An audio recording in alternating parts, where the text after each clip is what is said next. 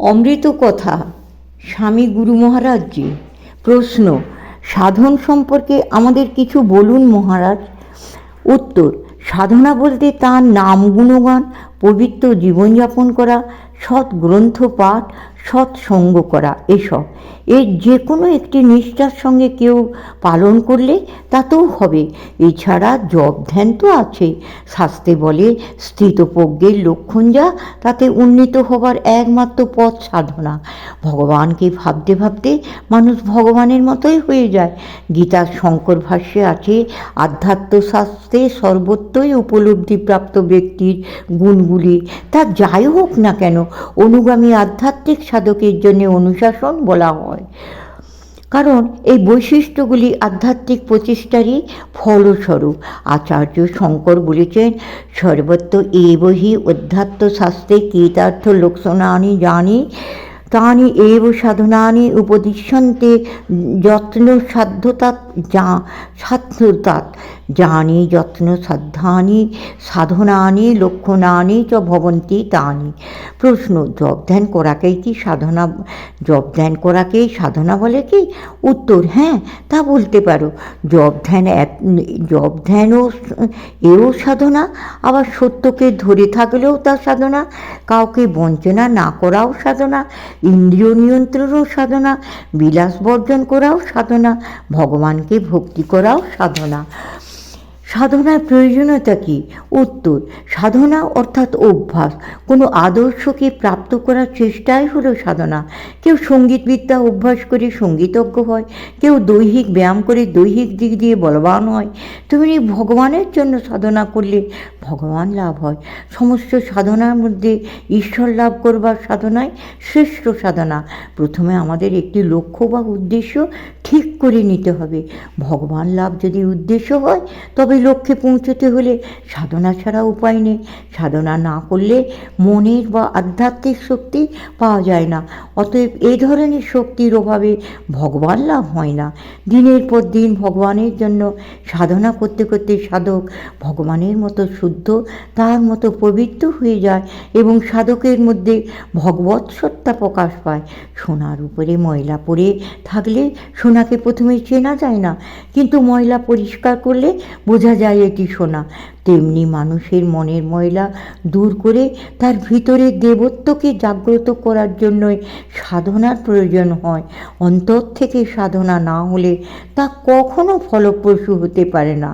যে লক্ষ্য স্থির করে আদর্শ প্রাপ্তির জন্য আন্তরিকভাবে চেষ্টা করছে, তার সাধনায় ফল হবে। লক্ষ্যে পৌঁছতে চাই যে, সে তার সমগ্র জীবন সেই দিকেই চালিত করবে। প্রশ্ন, সাধনার জন্য তিতিক্ষার কি খুব প্রয়োজন আছে? উত্তর, খুব প্রয়োজন নেই। তিতিক্ষা উপায় মাত্র, উদ্দেশ্য নয়। এখানে উদ্দেশ্য কী তা দেখতে হবে।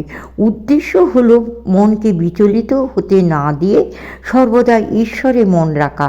তিতিক্ষার দুটি দিক আছে। প্রথমত, সুখ দুঃখকে সহ্য করে মনকে অচঞ্চল রাখার জন্য সাধনকালে প্রথম তিতিক্ষার প্রয়োজন আছে।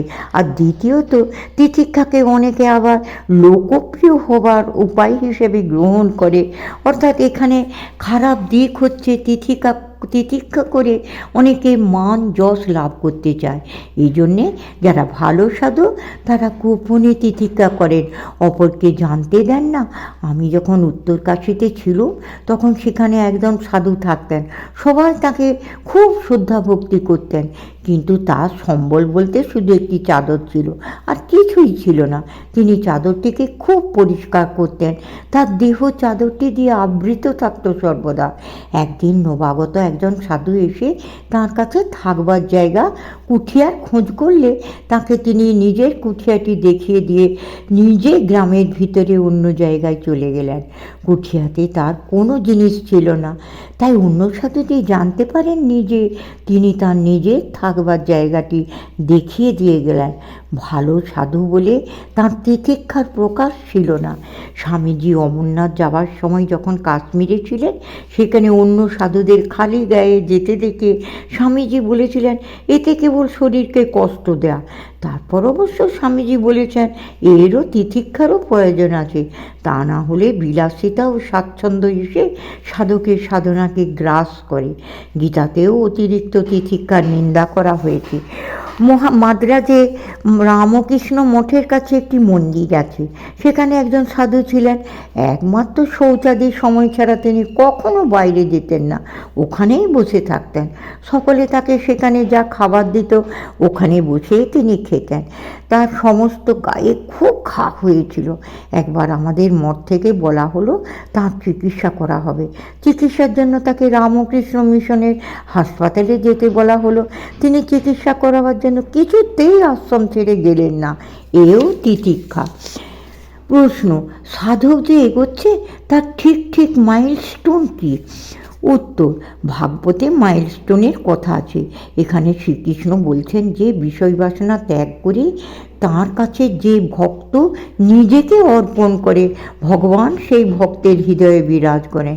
সেই আনন্দ সুখ কোনো বিষয়াসক্ত ব্যক্তি অনুভব করতে পারে না।